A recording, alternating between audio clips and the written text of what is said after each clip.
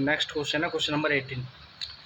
Question number 18 भी मैं कराऊंगा और क्वेश्चन नंबर 17 भी कराऊंगा। पहले 18 देख लो, ठीक है। 17 क्वेश्चन नंबर थोड़ा लंबा है, उसे बाद में कराऊंगा। पहले क्वेश्चन नंबर 18 देख लो, ठीक है।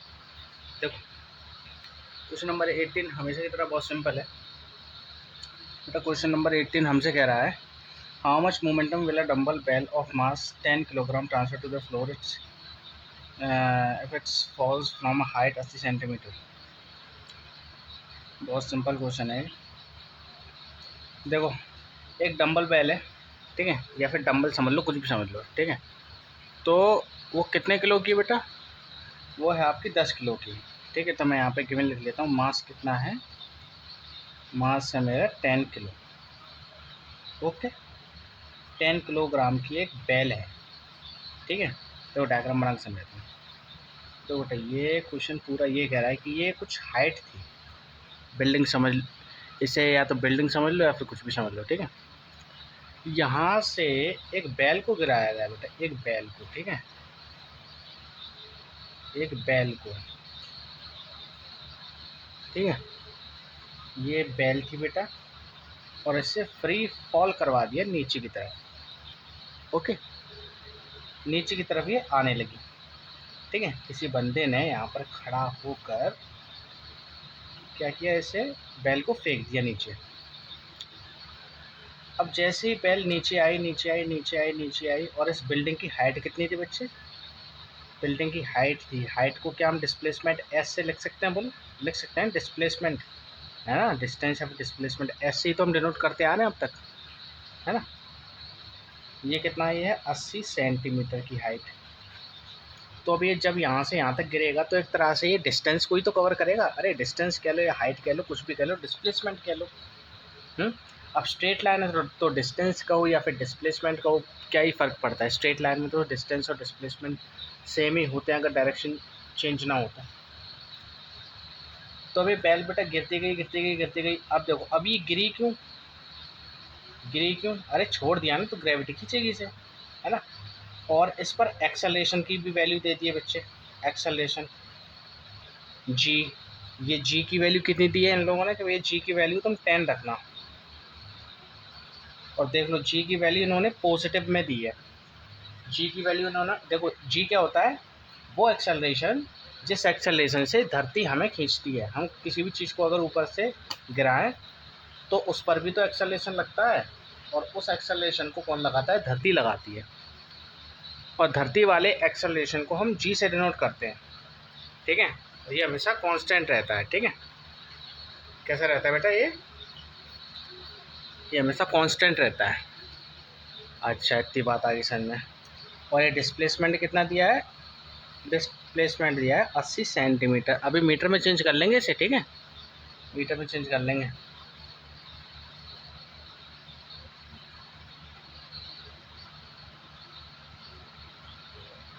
ओके। तो जैसे ही नीचे आया नीचे आया नीचे आया, तो इसका मोमेंटम बताना है बेटा। मोमेंटम कितना है? इसने इस मतलब मोशन का असर, मोमेंटम बताना है। तो मोमेंटम बताना, मोमेंटम मतलब P इज इक्वल्स P बताना है। बोलो ठीक है, ठीक है ना। अब देखो, अब देखो ये ज़मीन पर गिरेगा ना, ज़मीन पर ही तो गिरेगा ये। ज़मीन पर अभी मैं ये देखो, ये इस तरह से ज़मीन पर आएगा। अभी ये पूरा ज़मीन पे आया नहीं है, ठीक है।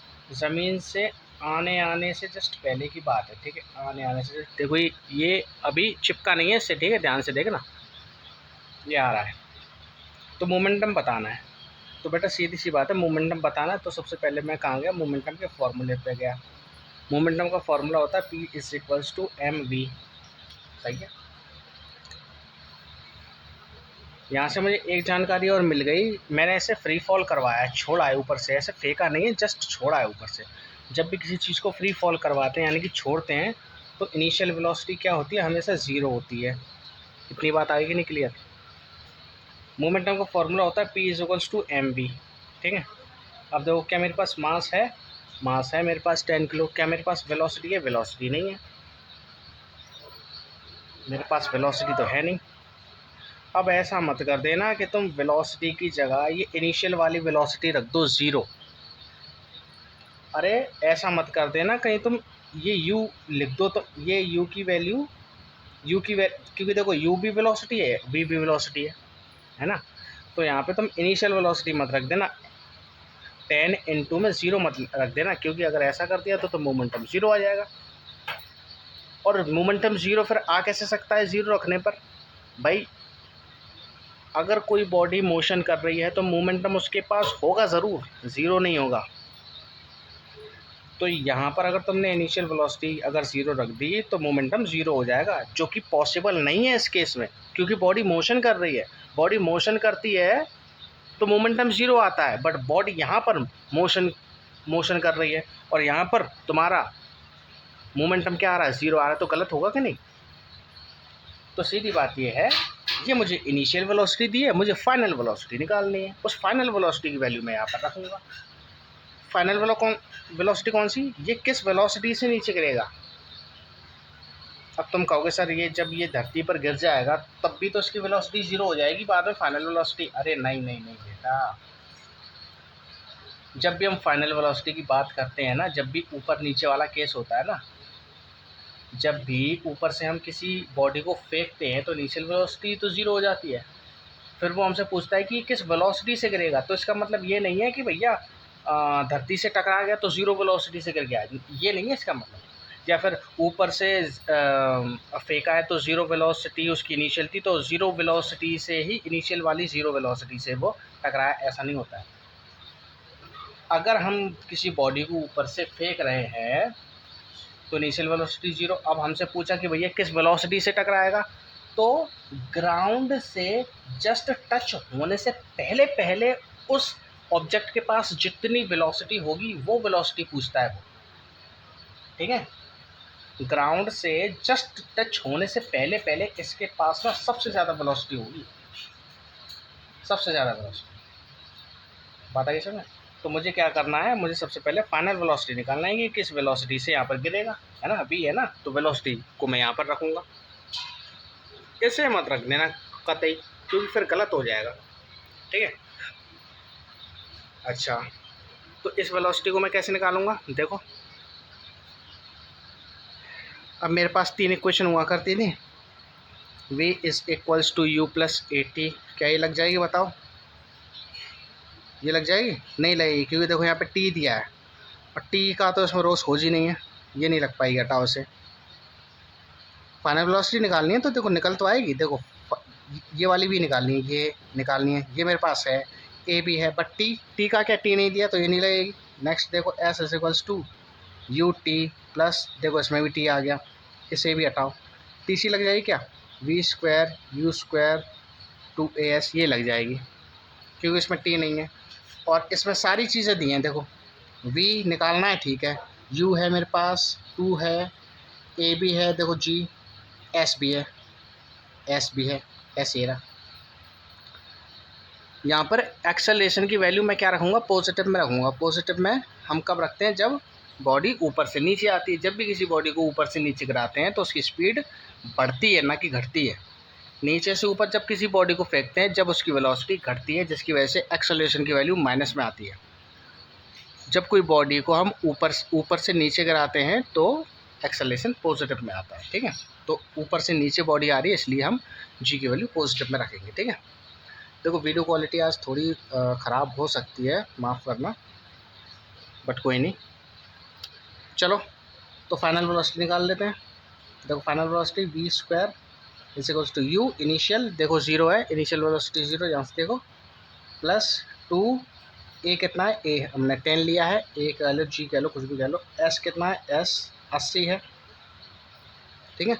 अब ये सेंटीमीटर में दिया है, सेंटीमीटर से मीटर में चेंज करना पड़ेगा, है ना, सेंटीमीटर से मीटर में चेंज करना पड़ेगा। तो सेंटीमीटर से मीटर में चेंज करने के लिए क्या करना पड़ता है, डिवाइड कर दो, किसका, 100 का,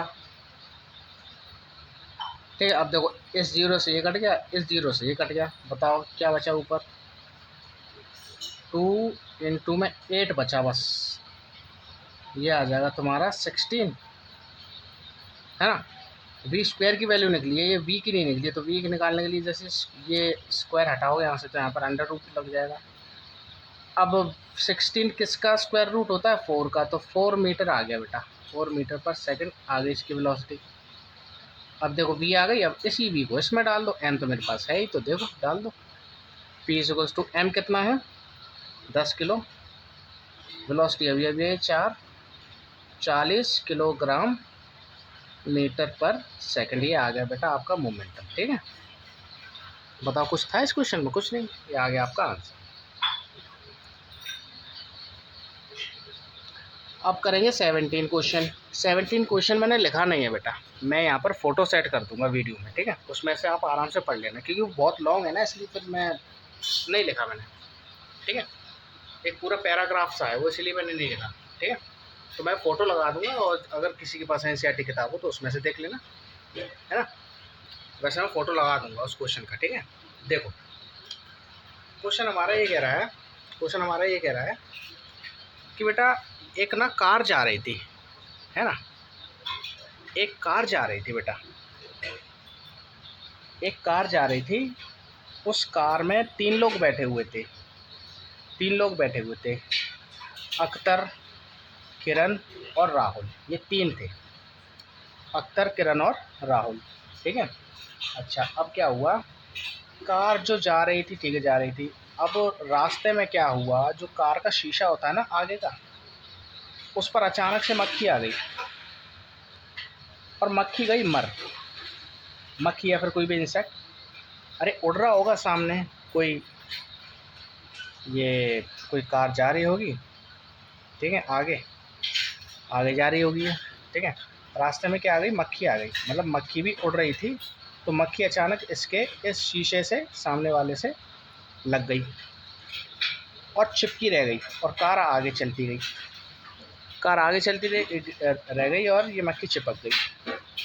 उन्हें बाद में पता चला कि भाई मक्खी तो मर गई है, मक्खी तो मर गई है।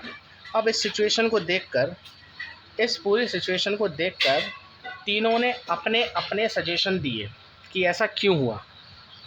तीनों ने क्या किया, अपने अपने सजेशंस दिए। उनमें से सबसे पहले जो किरण थी ना, वो बोली, तो किरण ने ये कहा कि जो मक्खी का चेंज इन मोमेंटम है, मक्खी का जो चेंज इन मोमेंटम है ना, वो बहुत ज़्यादा है।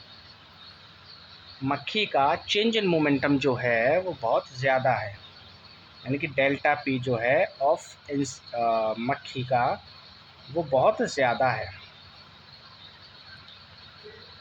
देखो मोमेंटम का ज़्यादा तेज़ होने का मतलब क्या है, देखो चेंज इन मोमेंटम का फॉर्मूला क्या होता है, एम वी माइनस का एम यू, बताओ यही तो होता है। तो इसकी वैल्यू देखो, इस चेंज इन मोमेंटम की वैल्यू ज़्यादा कब आ सकती है, देखो हो सकता है मक्खी की स्पीड पहले क्या हो, देखो मास तो सेम ही रहेगा, तो मैं ऐसे करके लिख लूँ, ठीक है। तो देखो मक्खी का चेंज इन मोमेंटम ज़्यादा होने का मतलब क्या है, मतलब ये है कि वेलोसिटी वेलोसिटी पहले रही होगी, मान के चलते हैं, मास मान लेते हैं इसका, कितना ग्राम माने, 0.2 ग्राम मान लेते हैं, अभी ग्राम में कहानी चल रही है, ठीक है। इसकी वेलोसिटी हो सकता है 5, देखो 10 रही हो, फिर बाद में एकदम से क्या हो गई बेटा, 0 हो गई, एकदम से है, चिपक गई ना, एकदम से 0 हो गई, तो कितना आएगा चेंज इन मोमेंटम, 0.2 इंटू में 10, इसको जब करोगे, कर लो यार यहाँ पर, 0.020,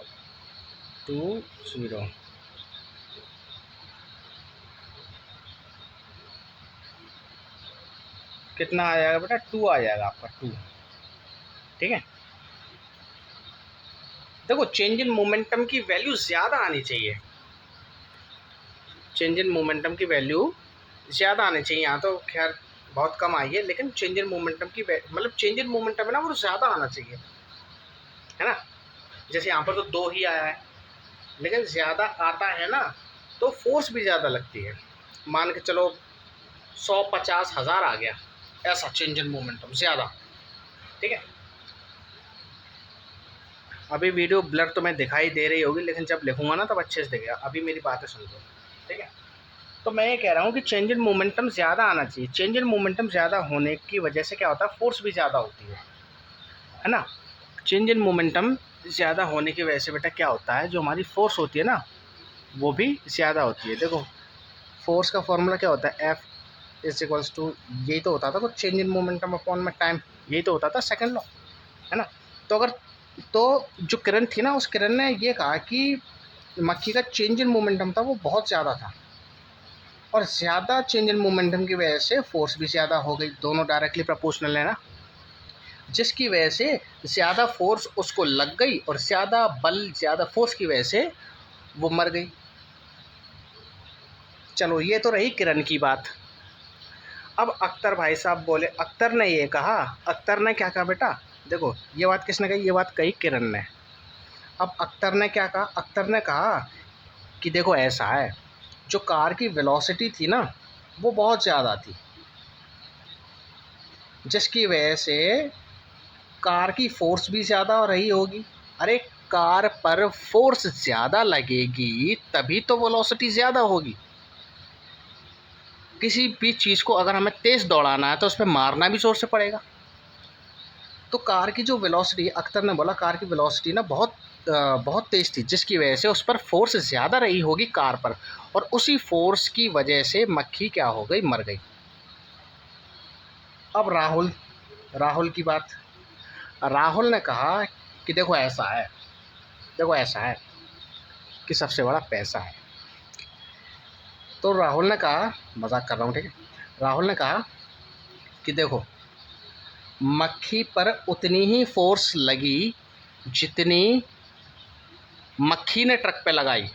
थर्ड लॉ के हिसाब से राहुल ने क्या कहा, देखो मक्खी ने जितनी फोर्स ट्रक पे लगाई उतनी ही फोर्स ट्रक ने मक्खी पर लगाई, ठीक है, उतनी ही फोर्स ट्रक ने मक्खी पर लगाई, ठीक है। ऐसा हुआ है, ऐसा हुआ है, चलो ठीक है। और इसी की वजह से मक्खी क्या हो गई है, मर गई है, ठीक है। अब हम एक तरह से अब हम अपना दिमाग लगाते हैं। देखो मुझे एक बात बताओ, किरण थी, किरण ने कहा कि चेंज इन मोमेंटम ज़्यादा था, चेंज इन मोमेंटम ज़्यादा होने की वजह से फोर्स ज़्यादा थी, चेंज इन मोमेंटम होने की वजह से फोर्स ज़्यादा थी, जिसकी वजह से मक्खी मर गई, ठीक है। तो ये एक तरह से, ठीक है। अब अख्तर ने क्या कहा, अख्तर ने कहा कि नहीं वेलोसिटी ज़्यादा थी, वेलोसिटी ज़्यादा होने की वजह से फोर्स ज़्यादा थी कार की, जिसकी वजह से मक्खी मर गई।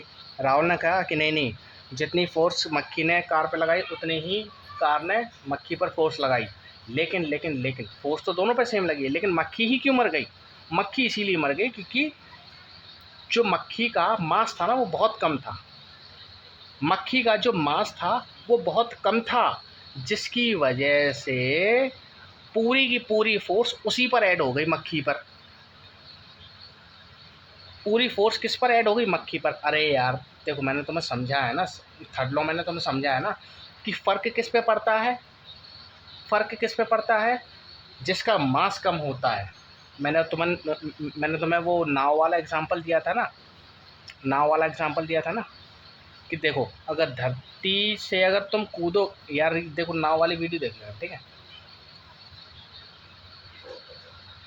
देखो फ़र्क किस पे पड़ता है, देखो अगर मैं मुक्का मारूंगा किस में, दीवार में, तो मैंने जितनी फोर्स दीवार पे लगाई उतनी ही फोर्स दीवार ने मुझ पे लगा दी, ठीक है। लेकिन दीवार को तो कुछ नहीं हुआ, लेकिन मेरे हाथों की हड्डियाँ टूट गई, क्यों, ऐसा क्यों हुआ,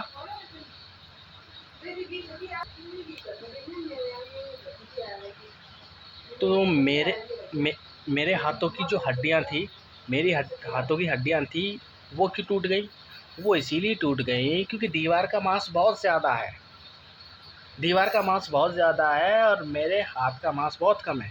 तो मास जिसका कम होता है फ़र्क उसी पे पड़ता है। ऐसा ही हुआ है इस सिचुएशन में, बेशक फोर्स दोनों पे सेम लगी हैं लेकिन अफेक्ट उसी पे पड़ेगा जिसका मास कम होगा, ये बात भी इम्पोर्टेंट है। कहीं तुम सोचो कि फोर्स तो सेम लगी लेकिन फिर भी एक को नुकसान हुआ दूसरे को भी नहीं, ऐसा इसलिए हुआ क्योंकि मास कम, जिसका होता है उसी पर फ़र्क पड़ता है, ठीक है। तो ये बात किसने कही? राहुल ने। तो अब इसी चीज़ पर हमें कमेंट करके बताना कि कौन सही है। तो तुम्हें ये बताओ, तुम्हें कौन ठीक लगता है? भाई मुझे तो राहुल ठीक लगता है, क्योंकि राहुल ने ना बेस्ट एक्सप्लेनेशन दी है, ठीक है। उसने कार की भी बात की है और उसने किसकी बात की है? मक्खी की भी बात की है, ठीक है। और देखो, अगर सेकंड लॉ अगर लगाए, वो क्या कहते हैं, थर्ड लॉ अगर लगाए ना, जितनी फोर्स, ये दोनों देखो, जितनी फोर्स कार लगाएगी उतना ही फोर्स मक्खी लगाएगी, और जितना चेंज इन मोमेंटम मक्खी पर होगा उतना ही चेंज इन मोमेंटम कार पर होगा, ठीक है। तो राहुल ने ये कहा है, तो राहुल की एक्सप्लेनेशन बिल्कुल ठीक है। इन दोनों की एक्सप्लेनेशन ठीक क्यों नहीं है? देखो, इन्होंने भी बात एक तरह से ठीक कही है, लेकिन इनकी अधूरी एक्सप्लेनेशन है। किरण ने जो बात कही वो सिर्फ क्या, किसके बारे में कही? सिर्फ मक्खी के बारे में, कि भैया मक्खी का मोमेंटम ज़्यादा चेंज हो गया जिसकी वजह से फोर्स ज़्यादा हो गई, लेकिन उसने कार के बारे में कुछ नहीं बताया। भाई दो चीज़ें हैं तो दोनों को कंपेयर करके बताओ ना। और अख्तर ने सिर्फ कार के बारे में बताया, है ना, लेकिन राहुल ही ऐसा था जिसने दोनों को कंपेयर करके अच्छे से आंसर दिया, ठीक है। तो राहुल सही है। अब इस क्वेश्चन को लिखोगे कैसे? तुम लिखोगे कैसे? तो देखो, ऐसे लिख दो। आंसर हम कैसे लिखेंगे?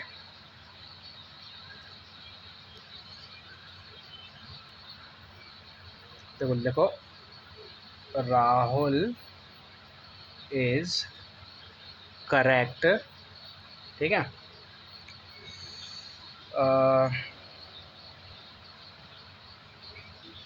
The force on insect is equal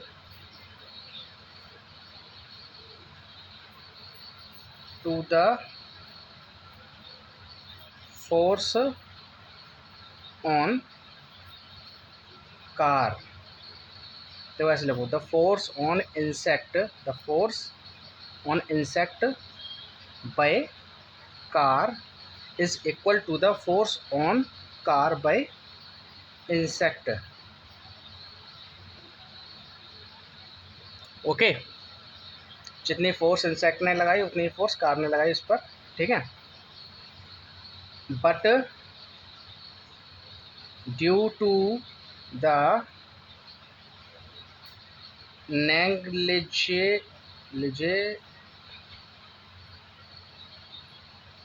negligible mass of insect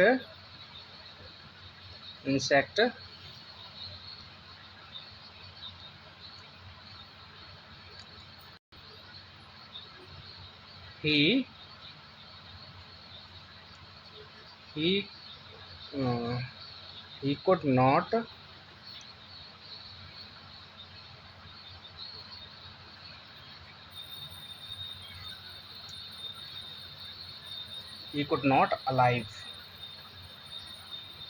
during collision,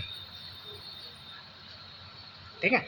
इस तरह से लिखना चाहो तो आप लिख देना, ठीक है। तो मैंने क्या लिखा? मैंने लिखा कि भैया राहुल करेक्ट था, फोर्स जितनी इंसेक्ट पर लगी कार के द्वारा उतनी ही फोर्स कार पर लगी इंसेक्ट के द्वारा, लेकिन इंसेक्ट ही क्यों मरा?